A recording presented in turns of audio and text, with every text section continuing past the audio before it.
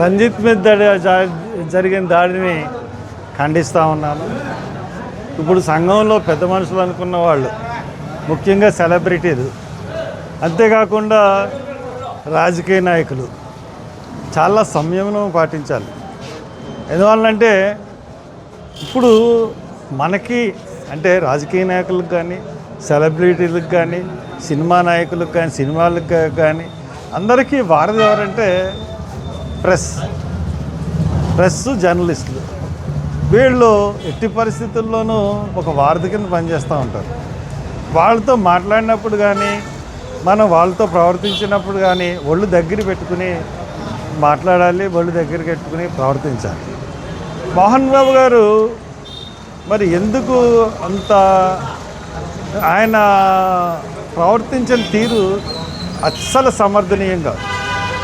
ఎందుకంటే అంతకుముందు ఏం గొడవలు జరిగినాయి, వాళ్ళ ఫ్యామిలీ గొడవలు జరుగుకుని నేను వెళ్ళదలుచుకోలేదు. కానీ ఆ సమయంలో ఒక టీవీ విలేకరి, అందులో స్వామి అయ్యప్ప మీద వేసుకుని ఉన్న మాల్లో ఉన్న ఒక టీవీ విలేకరిని ఆ రకంగా అంటే ఎంతో కక్షతో, ఎంతో బలంగా, చాలా బలంగా, చాలా కోపంతో, చాలా కక్షతో కొట్టినట్లుగా అనిపించింది. అంత అవసరం లేని ఇది. స్మార్ట్గా చెప్పవచ్చు, మీరు నమస్కారం పెట్టి నేను ఏం మాట్లాడినాను అనొచ్చు.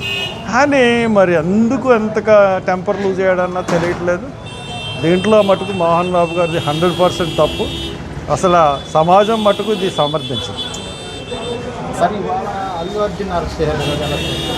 ఏమండి, అల్లు అర్జున్ అరెస్ట్ చేశారు, మరి తప్పు కదండి అది. ఇప్పుడు అదే అల్లు అర్జున్ అరెస్ట్ చేస్తే చంద్రబాబు పుష్కరాలకు వచ్చినప్పుడు 30 మంది చనిపోయారు. మరి చంద్రబాబుని అరెస్ట్ చేయాలి కదా ముఖ్యమంత్రిగా.